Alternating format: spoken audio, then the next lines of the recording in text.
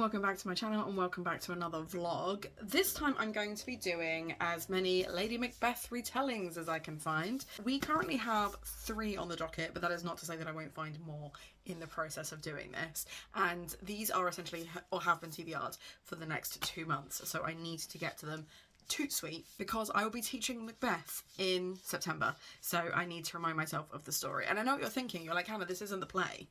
You can't teach your students things that aren't the play, but we're going to do the play last so that that stays fresh in the old mind palace, and then I can wonder whether these are actually good retellings that I can recommend to students who want to read for pleasure but around the same sort of subject. So we have Val McDermid's Queen Macbeth. This is part of the Polygon trilogy, or Polygon series of dark historical fictions. I'm really looking forward to it because Val McDermid is a really fantastic crime writer. I've really enjoyed quite a few of her series, so this will be quite interesting to get to. I also have Isabel Schuler's Lady Macbeth ad, which is a more traditional historical fiction and again leans into like the magical realism of Macbeth, but it again is very much a focus on Lady Macbeth, which this one I've got really high expectations for. And then the one that I have the lowest high expectations for is the one that I'm going to start with, which is Ava Reid's Lady Macbeth. I am worried that this is going to be one of those historical gothics that's trying too hard. So I'm starting with this one, and then I will work positively towards the ones that I think will be better, and then I will finish with the actual Macbeth play to see just how close are they to the original script, how authentic is their retelling, but equally do they bring something to the table that is worth reading multiple retellings. Does that make sense? Because like it's all well and good being like, oh, you've done a great homage, it's basically the play again. But there needs to be something. There needs to be something in it that works outside of just the fact that it's a Shakespeare retelling. So we're going to start with Ava Reid because this is the one that I have the lowest expectations of. I am moving house in 3 days, which is terrifying.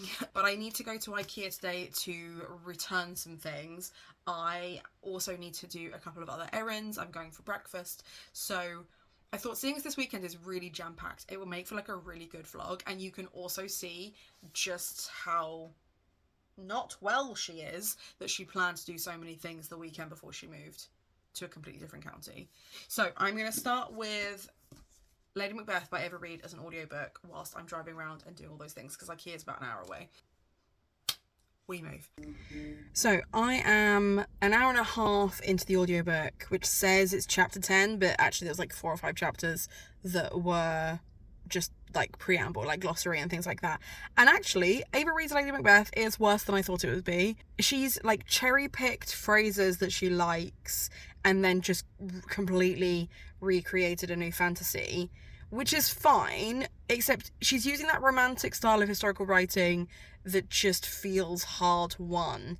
And the Lady Macbeth just doesn't feel like Lady Macbeth. She's got no like autonomy except for when the plot wants her to. She's got no allies. She's the only woman surrounded by men, which I appreciate in the play. She is the lone woman, but that is for a reason. It's not just like a cultural thing. Like, it's the list of things that are irritating me are long, and I'm not loving it.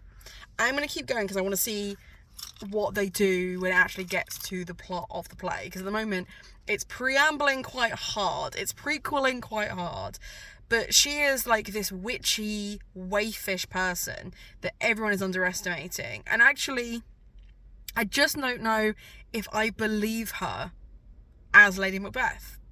She's not my Lady Macbeth at all.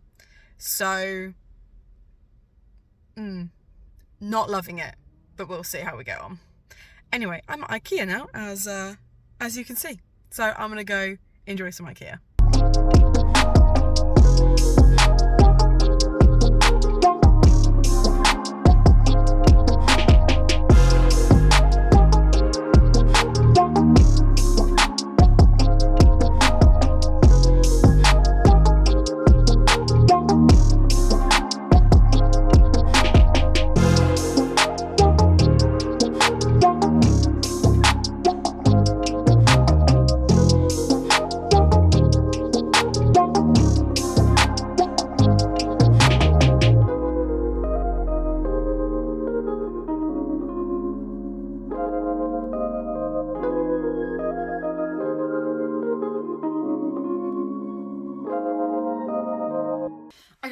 halfway through Lady Macbeth by Ava Reid, and much like I suspected, this is not it for me. I think if Ava Reid had decided that this would be lightly inspired by the Macbeth play, I would be more for it. However, she used Lady Macbeth's name and she made it a curse word, and I cannot forgive that. So in this version, Lady Macbeth is a French princess, essentially, but she is a bastard French princess who arrives on the shores of Scotland, and even though she has been to sea, and even though she has travelled and she's come all this way, she's cold, and that's an issue. And I'm like, the sea would be colder than Scotland. I know everyone's like, Scotland's so cold. Yeah, sure, it is. And it can be desolate, and it can be dreary, and the castles are really damp and stuff like that, but like, castles were built to protect people. They were cold, but we dressed well for it. Do you know what I mean? Like, it was, I say we like I was there. You know what I'm saying? And it's like, you've been at sea. You knew it would be wet. You knew it would be windy. You're already a wet drip, and we're only in chapter 1. And then she meets her husband, and of course Macbeth is massive, and of course he's a redhead, because all Scots are massive and redheads. And it just feels really limp, because everything else that makes Lady Macbeth what she is, her manipulation, her power plays, her concealed malice behind femininity, is gone. This Lady Macbeth keeps like referring to herself as the ermine, the weasel that manages to like find a way in but isn't caught doing the malicious thing. But actually she's a soft fluffy little thing. Like, she's not the wolf in sheep's clothing that the original Lady Macbeth was. And it's pants. Like I said, I'm halfway through. I was doing it by audiobook. I've got 2.5 hours left of the audiobook. So part of me is like, I should just commit to it. Oh, I don't care for it. This is not my Lady Macbeth at all. Really disappointed. At this point, it isn't even rocking 3 stars. It's going to get 2.5. Max. Unless they do something really interesting with the ending and really turn it on its head. Because the other thing is, she's horny for like every person she meets. She meets Macbeth and she's like, oh my goodness. And she meets Banquo and she's like, okay. And then she meets Banquo's son Fleance and she's like, well, he is more my age. And then she meets Lysander, who I think is meant to be Malcolm. And just... she's a horny wet drip, is what she is. And she's not my Lady Macbeth. So we'll leave it at that. But I did go to IKEA and I did buy things, and I did tell you I would tell you what I bought. Firstly, didn't smack myself in the face, but it looked like I did. Got the bag because I love an IKEA bag for packing things, and I am moving house soon. It just made sense. I bought a wooden headset stand. It's a stand that your headphones go on, because my partner Zach, love of my life, really likes leaving his headphones on my lamp, just like tucked. And I did it first to like move them out of the way, and now that's just where he leaves them. So I bought him a proper one that I now can't open. So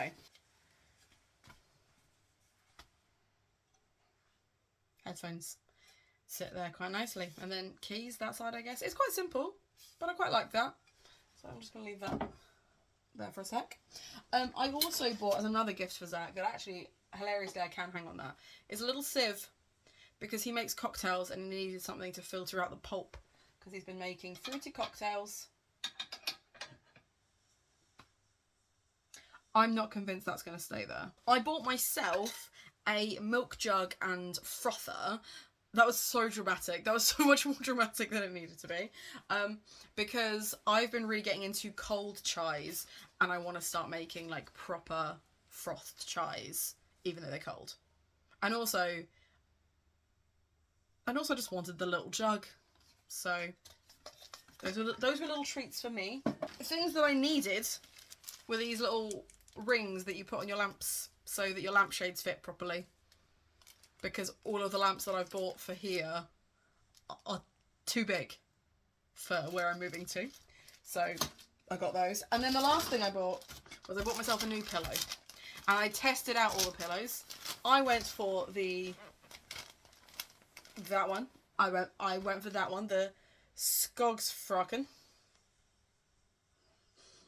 because it was a low pile cushion. Although it says that it was a high pile cushion. It was squishy but firm because it recommended that because I'm a side and belly sleeper. So I gave them all a good squish, and this type, however one pronounces this, was what I decided to go for. And I'm really happy with that. So yeah. Skogs frakken. Right, I need to go and film other things, and I've got Patreon sprints this evening, so I'm going to go do that, and I'll catch up with you in a bit. So I am getting ready to film my next Pack or Pass, and I have just realised that some of my Meg Cabot or Meg Cabot books have mould on them. So I have this series, for example. This is the Mediator series. I was fully prepared to pack this because this is one of my favourite series of all time. I'm up to book 5. I still have book 6 to go. 1 appears to be okay, except it has these okay, I will show you on the one that's most clear, because I don't think the light will show very well in this, what's going on. Okay, if you see this on your books, you have mould. You have mould. And the problem is the moment you touch this and touch other books, it spreads. So I'm having to be very, very careful where I touch so that I don't spread this. So Jinx, which I've never read and was really looking forward to reading, I'm having to immediately get rid of. And I don't even have the gumption to donate this to charity because that will spread. So that's going in the bin. It's going in the bin. Number 4, which was sat right next to it, has also now absolutely riddled with mould. And whilst the other ones in this series are varying degrees of the same, some of them are just faded but other ones have some mould on them, I'm gonna have to get rid of the lot because it will just spread. So I'm getting rid of my entire Mediator series. Devastated. Obviously I said I was getting rid of Jinx. I'm also getting rid of the All American Girl duology because again I can see there's already mould starting to creep in on those two. I then have She Went All the Way and Pants on Fire, which are 2 books by Meg Cabot I had never read, but was really looking forward to getting to. For the most part, I think these 2 are okay. I'm trying really hard not to touch the pages. So I have Nicola and the Viscount, which I've read and really, really liked. And Victoria and the Rogue I've read before, but haven't had a chance to read yet. I wanted to pack them, but they've all been together. And I don't want to risk my books getting mouldy. I just don't want to risk it. And this is the problem with buying secondhand books, is you just can't guarantee they will be safe. So I'm going to pass these 2 as well. 2 historic, I mean, these give Bridgerton a run for their money. They're really, really good. If you can find an audiobook or a secondhand copy that isn't mouldy of these, absolutely would recommend. How to Be Popular I have read before and really, really liked. And again, I can't see any mould. I think this one would be okay. Yeah, I think I'm gonna have to unhaul it. So I'm really annoyed. I'm really disappointed. And I'm gonna have to scrub the shelf they were on so that the mould doesn't spread across anything else. I'm genuinely really worried because I haven't noticed, I mean that mould was really obvious. I haven't noticed any other mouldy bits on any of my other books. So we should be okay. And actually, ironically, the ones that I would have cared about the least getting mouldy are my Princess Diaries, and as you can see, they're pristine. There's nothing wrong with those at all. But then that's because I got these brand new. So I have the complete box set of Princess Diaries and almost no inclination to read Princess Diaries. So I'm going to unhaul these to make space, and I'm going to throw away literally into the bin because they cannot be, I cannot in good conscience give those to anybody because the moment they go on the shelf, even at the charity shop, it is going to spread all the mould. Did you know books could go mouldy? And if you know a way of getting rid of the mould, if you know a way of stopping it other than just bleaching everything, I'm going to be bleaching these shelves, washing my hands, starting afresh. Devastated. But I wanted to include this little clip before I move on to the next one, just so you're aware of the trauma that I've just experienced.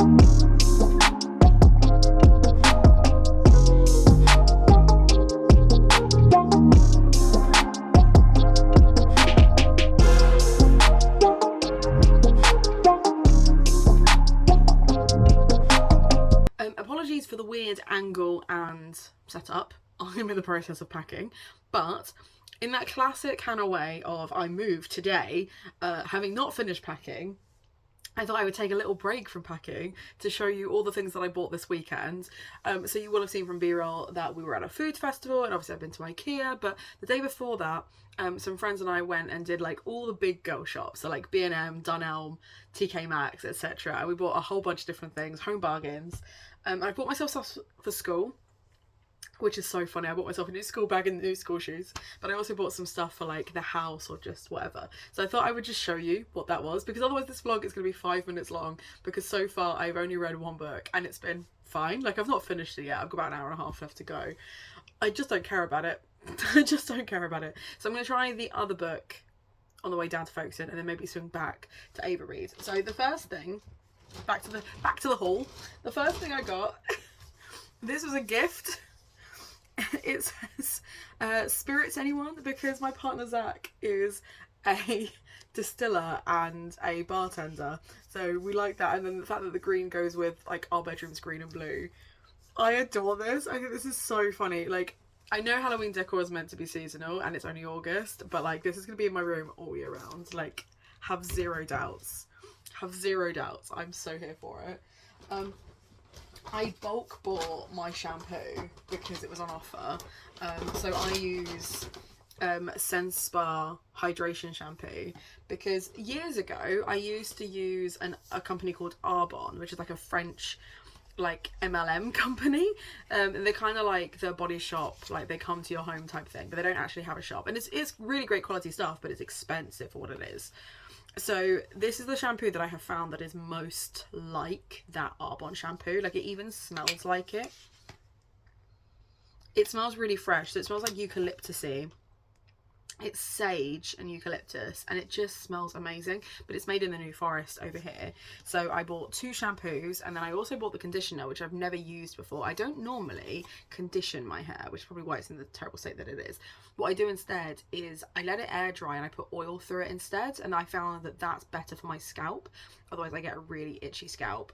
So I bought the conditioner to try it, because what I like about this is it doesn't really feel like, once my hair's dry, it doesn't feel like there's product in my hair, and sometimes it can really feel like my hair's quite plasticky, and my hair gets greasy really quickly because of how thick it is.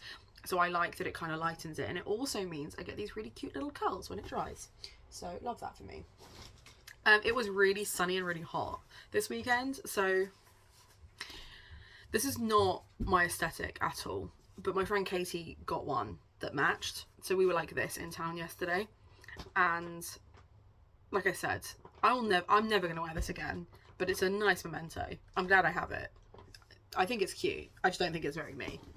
I don't really suit hats, but I did enjoy buying myself a bucket hat. Apropos of nothing, we found an independent syrup shop at the food market. So we've got a bunch of different syrups. So again, because Zach is a bartender, he likes making cocktails at home as well. So we got a really nice grenadine. We got a chocolate syrup, which he's going to use for espresso martinis. He's been looking for an almond syrup, like a decent almond syrup, for ages.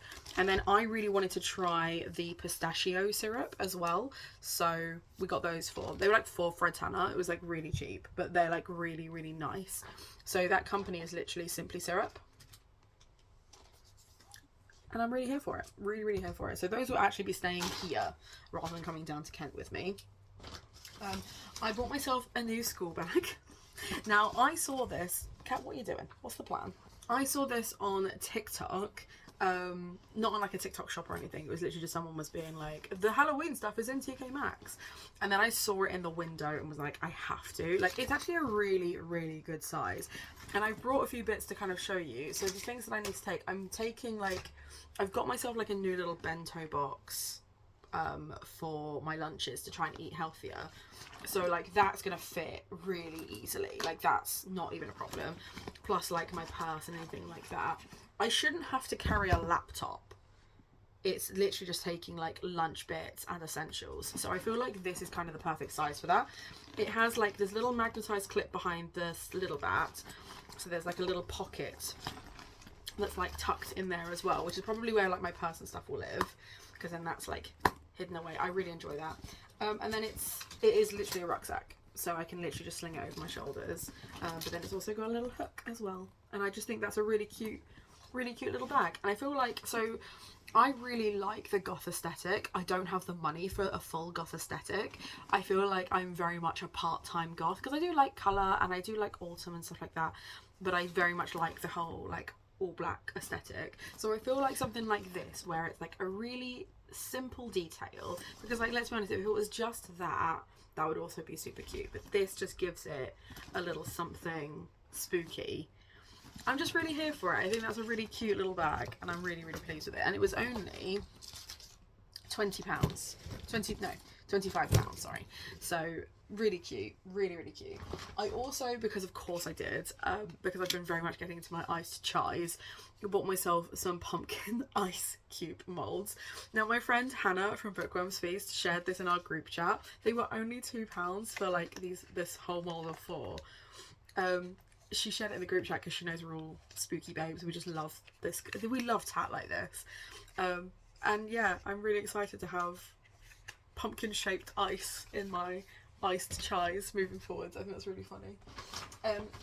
So Zach is from Trinidad, so anytime he sees like a spicy Caribbean sauce, he's like all over it. We bought the Tan Rosie's garlic and pepper, which is made with Scotch bonnet sauce. It won the Good Taste Gold Award in 2011, so this is like a hearty sauce that's like done the rounds, and he's really excited for it. Like it's I'm not trying it. I will die, but he really likes that kind of spicy food, so love that for him. At a charity shop, I saw this cute little thing. It's literally just, I think it's like a Christmas ornament, but it's like a little hummingbird in pink, and I just think that's really cute. And I'm really tempted, so this had like a little bat hanging from it, and I didn't really like the bat, but I'm kind of tempted to put that on there. And I don't know if that's kind of defeating the point of the spooky, but I just really like the idea of that hanging off my bag. But if I don't hang it off my bag, I will hang it up in my bedroom, because it is still, if I show you against the print again, like again, it's similar colours, so I think that would be quite cute. It's like a little bit of pink with the green and blue will look really cute. I then bought myself a pin badge that says The Reader on it and has like a little spooky skeleton. We love a spooky skeleton. That's not being attached to the bag. I've got a whole pin board that I keep pins on. That'll be going on that. Because I'm really cool and an adult, I got stuff to clean my washing machine with. And then I bought these like organisation trays. I bought 2 slightly longer ones and then a short one, because I really liked the way they stack. I just really like that. Felt really like clean and neat. And for someone who is severely ADHD, I like the fact that it's got like a really quick, nifty way to organise my desk at school. So I'm going to need to have stuff like to go. I enjoy that. I just thought the fact these stack means I can hide some stuff away, but like generally the stuff that I'm happy for the kids to help themselves to will be there. Back in a charity shop, I bought a Japanese cooking book because Zach really likes Japanese food and I've been getting really into it. But it's quite expensive to go out and get, so I kind of want to learn how to make it. And this seemed like a really easy guide to it, and again was like £1, so a bargain. And something else that'll be staying here that I don't have to pack. I bought myself some new school shoes, and they're kind of like Doc Marten dupes. They're not actually Doc Marten. They've got the really sturdy sole, which I really appreciate. So they are literally just little T-cross ones. This is what I mean about being a part-time goth, right? Because those are really cute, but they're kind of dark academia-y. They've got a solid sole, because I've got like, my feet can get quite sore because I get, basically I tore my ACL, which messes up my knees and my ankles and my feet and causes the tendons to pull really tight, which means I feel it in my feet really badly. So I need something that has just like that kind of like solid, I'm not hitting against the floor, no give type sole with a bit of a heel. And I just thought this was super cute. And again, £20. £20 for a pair of new school shoes. So yeah, really, like, tell me that's just not like, I don't want to say it's giving Wednesday Addams, but it is a little bit giving Wednesday Addams. And then I've got her bestie. You can tell I've not seen the show because I don't know the bestie's name. I just know Wednesday Addams. And then I bought myself this little trinket tray because I'm really bad for leaving my keys in places. And I need somewhere that I can like chuck them and then they will be where I expect them to be. So that will be this. It's a really cute little kind of like sand. It's a really cute little like timer, like tarot timer with sun and moon. And it's metal, so I won't have to worry about breaking things if I chuck my keys at it, which I inevitably will. We did a paint and sip, and I painted this really cute little kitty cat. And ignore the nose. The nose was messed up, but the rest of it's really cute. And I put this like little shimmer stripe on it. That was a really cute day. I had a really good time. So that's going on my desk at work. And then I bought my brother a little Cthulhu, a little mini Cthulhu, like 3D printed Cthulhu. He was £1 and he's adorable. So he will be living on my brother's desk. I bought Zach as a leaving gift the Lotus Lego. So for Valentine's Day last year, he bought me the roses. So I thought I'll get him the Lotus as a leaving gift, and then we can have them together in the jar. So he doesn't forget that he has a girlfriend just because she's 100 miles away. Not that you would, but you know, you live in fear. And then the last two things I got myself from Hobbycraft, I got myself a coffin tray. Now you can write on this, but I'm worried that if I wrote on this in chalk, it wouldn't come off. So that's just going to be, this is going to be everything that I use for Gothtober. Like all of every pages I've read in Gothtober is going to be on there. And then I don't want to unwrap it. So what I might do is when I've unpacked it, take a photo and like put it here. But I bought myself one of the paint your own pumpkins, and I don't want to paint it because it's a really cute white, but I'm just going to have it sat on here when I'm doing my book thing, because I have this and I have a little ghosty which I bought ages ago, which I also need to pack, and I just think that will look really cute in photos for Gothtober, and that'll be how I track my pages for Gothtober. So there you go. I spent lots of money that I shouldn't have spent, but I actually didn't spend nearly as much as I could have. Definitely could have been worse, but was actually really restrained, so you should be really proud of me. I now need to stop procrastinating. Instead of that, I need to well, to be fair, I bought a lot of food. I bought a lot of food yesterday. It was very good food. I'm going to stop procrastinating. I'm going to finish packing the car, and then I'm going to drive down to Kent with a screaming cat for 3 hours. Can't wait. Can't wait. That is why I've been procrastinating, because I don't want to do it. I don't want to do it. But I must. So I will see you the other side of my journey, probably not until tomorrow, just because although I'm going to read the book and I will give you an update, there's more life stuff going on today and the last couple of days, so I'll give you a proper bookish update in the next bit, but whenever that is, we'll have to see. See you in a bit. Okay, I've just finished Ava Reid's Lady Macbeth, and do you remember when I said at the start of this is the one that I had the lowest expectations for, because I had DNF'd one book, unhauled another book by Ava Reid, and therefore was like genuinely concerned about this. I could not have fathomed how much I was going to dislike this book.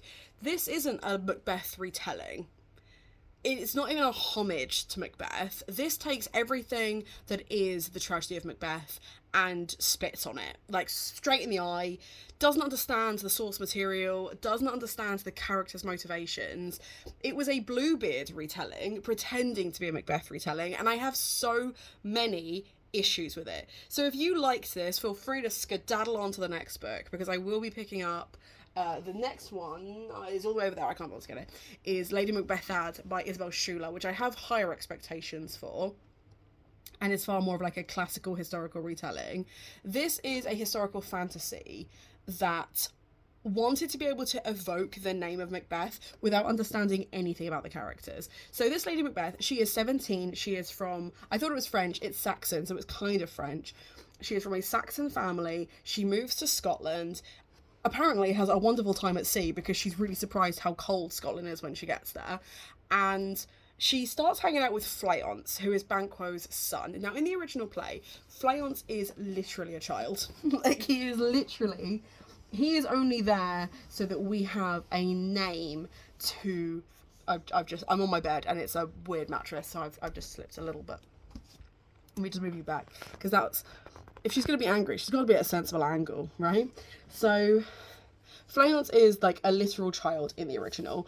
He is essentially there because when Banquo and Macbeth meet the witches in the opening scenes. I think it's either Act 1, Scene 1 or Act 1, Scene 2, because I know it's very early doors. He is said to be less happy but much happier than Macbeth, and that though he is no king, he will beget kings, essentially claiming that his sons will be kings.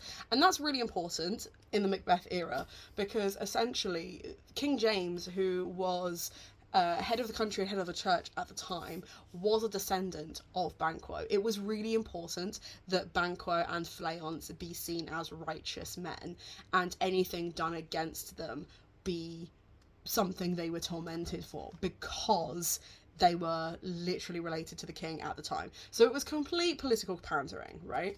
In this, Fleance is also a teenager, but not, he's a little bit younger than the Lady Macbeth, or Rossilla, as she's known, and is just this like petulant incel child that she's able to manipulate early doors. That then comes back to bite her in the butt later. So already he's gone from being this innocent angel baby with like 3 lines in the whole play to this Machiavellian wannabe, and it just feels really insincere. He's also a rapist.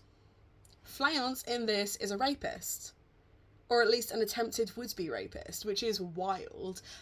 Banquo, who is meant to be the most righteous of all of them, is a misogynistic chauvinist, which I appreciate is probably very apt for the time. When she arrives, she's the only lady in the castle. She is kind of treated as an outsider, not just because she is a foreigner, but because of her sex. And also because she's treated like a witch. Everyone assumes she's a witch. She has to wear this veil to, like, hide her face because she has, power behind her eyes.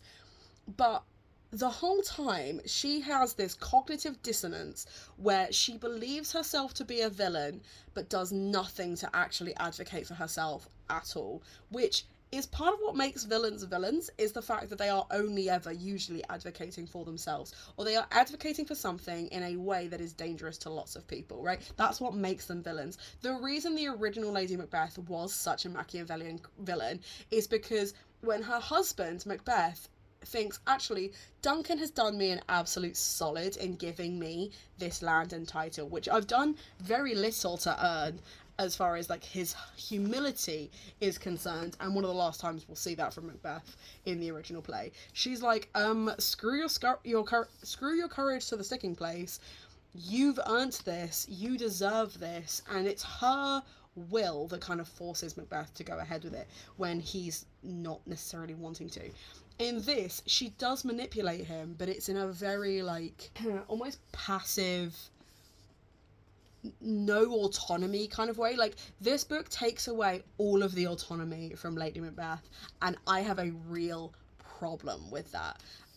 There's loads of stuff in this that just doesn't happen in the original, like the fact that there is a straight up dragon monster. That's in this, not in the original.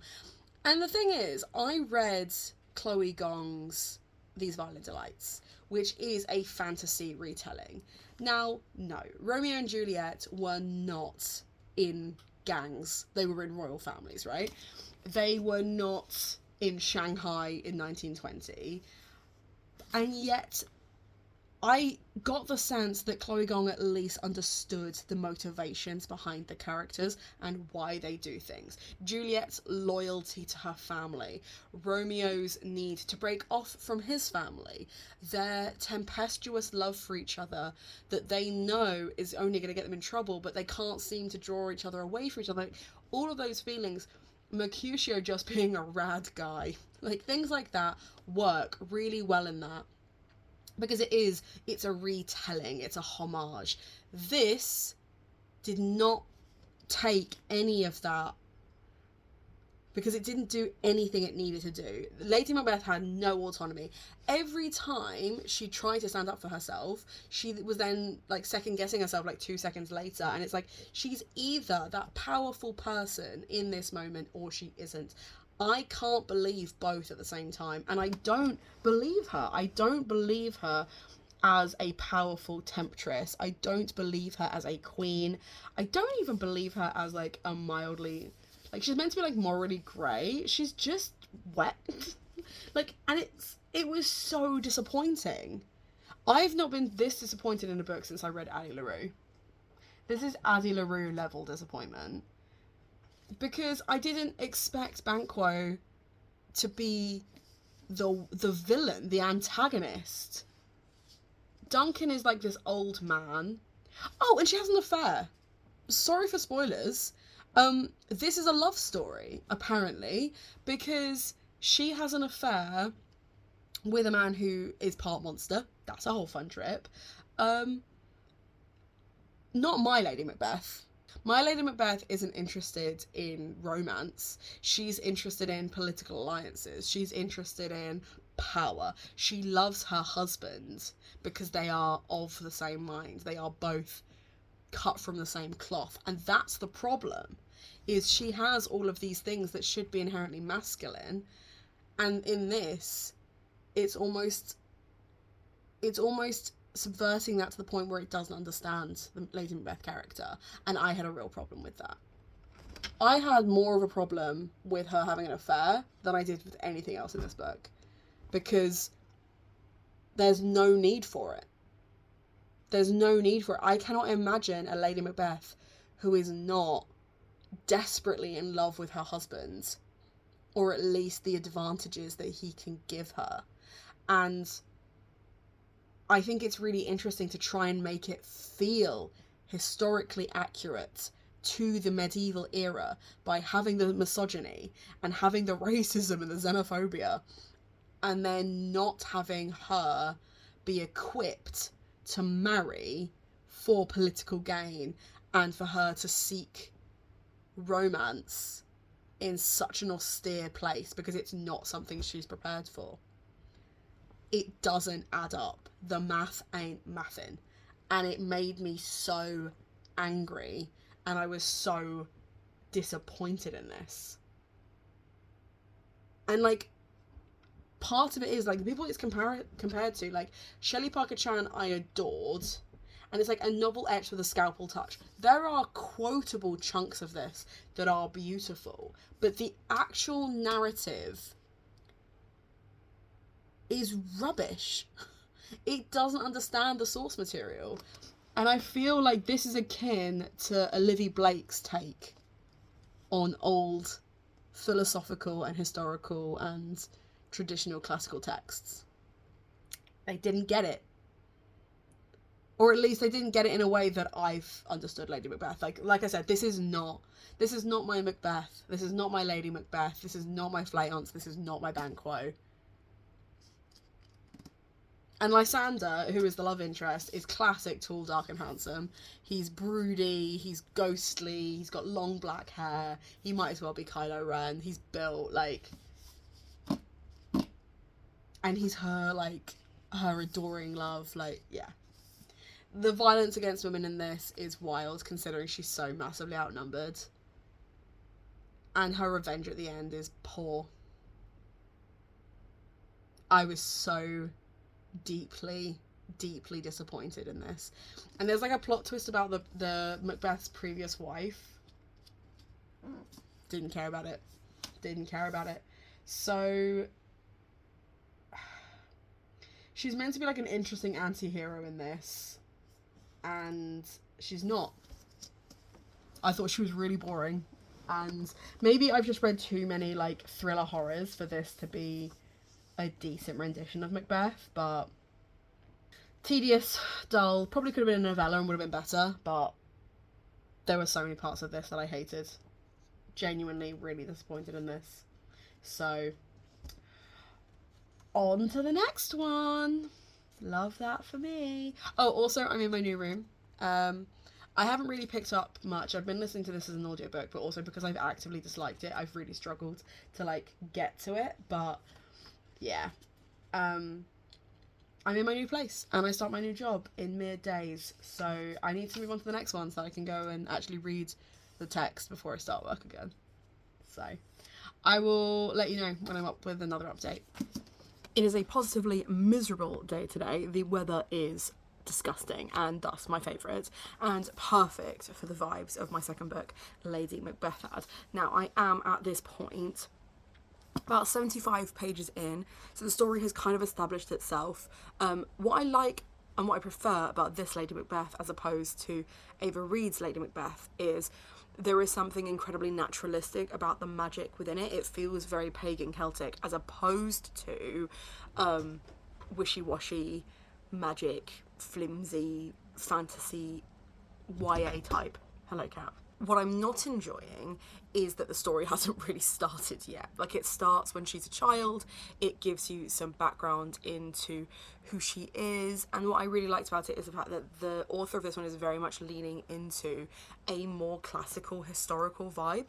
It feels appropriate, it feels right, but there is also still a lyrical style to the writing that I am enjoying, but I do kind of wish the story would start, because I'm more interested in Lady Macbeth's downfall than I am her uprising.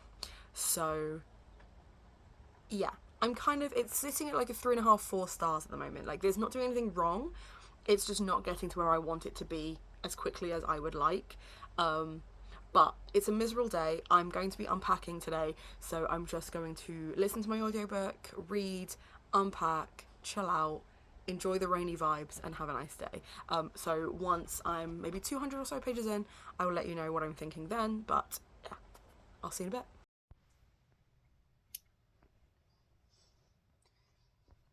It's quite a forbidding presence, isn't it? I've just woken up, as you can tell by the absolute state of me. But I realised it's been well over a week since I finished Lady Macbeth ad, and a solid 2.5 weeks since I updated the vlog. And I woke up and was like, I should do that. I should update you. Because last night I read Queen Macbeth, and I've realised what it is that I have found really jarring about those last 2 books, because they are both beautifully written. They are both strong historical fictions. They are also both based on the original history of Macbeth ad, as opposed to Shakespeare's Macbeth. And whilst they have moments that feel like the Shakespearean tragedy, that feel like that supernatural, ridiculous drama that Shakespeare is, they are fundamentally historical and truthful to the feminist ideal of those women, as opposed to the idealised villainess that I was looking for. So there was nothing wrong with either of those books. I would happily recommend a Lady Macbeth ad. I would happily recommend, as a warm-up, Lady Macbeth, or Queen Macbeth even, not Lady Macbeth, that was terrible, Queen Macbeth, because it kind of sets up for that world in that supernatural element. I didn't find the writing as strong as Rizzio by Denise Mina, which is part of the same series. Loved that book, but I think there's just a way that Denise Mina writes that I'm fascinated with in that novella form. The other ones from that Polygon series just haven't worked for me. I think I've tried, well, that would have been 4th, including Rizzio, because I've tried Hex, which was fine. I liked Hex. That was beautiful. The Columba one, which I didn't care for. No, there was Nothing Left to Fear of Hell, which I didn't enjoy. I've got Columba to try still. Queen Macbeth.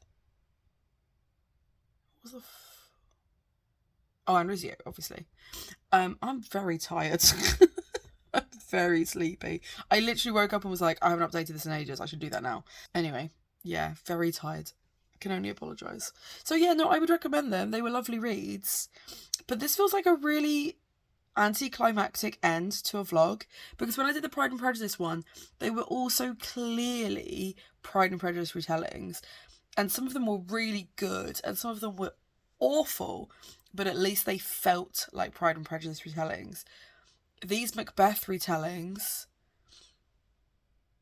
don't feel like Macbeth retellings. They don't feel like they evoke the characters in the same way. There's nothing about them. Like, Lady Macbeth is probably the one that's closest to that Shakespearean tragedy. And it was boring. Like, it was so beige and, like, so trying to be something. Trying so hard to be something. And, like, there are authors that I just don't get on with their writing style because they use these pop culture words to try and tell us the book is going to be a thing. And then some people just accept it for what it is and actually do enjoy it. And others go, but the source material. And I'm a source material girly. So I'm looking at it and going, this doesn't feel like that.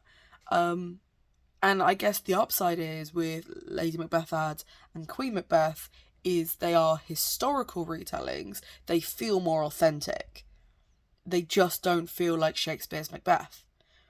And when you go into a vlog being like, I'm going to read these Macbeth retellings and then I'm going to read Macbeth, and they don't feel like Macbeth, it feels like a waste of time. And I don't want the last thing I say to you on this vlog to be, this is a waste of my time, because it obviously wasn't. Like, I enjoyed them. I gave Lady Macbeth ad 3 stars, and I'll be giving Queen Macbeth 4, just because I enjoyed the kind of violence of that one a bit more. Val McDermid is an amazing writer, so I'm definitely tempted. I would also be tempted to read something else by Isabel Schaefer that's not tied to something I already know a lot about. And I think it's kind of like reading a fan fiction, but you don't believe it because it doesn't match the source material. Except it actually matches the true history better, which is very confusing. Yeah. So I think what I was looking for was a power couple tragedy, but from the wife's perspective, through the female gaze. And what I got was gentle historical fiction. And a headache.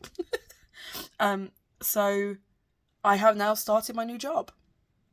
I have been fully in my job for a couple of weeks now, and I am tired, like visibly tired, but I'm really enjoying it.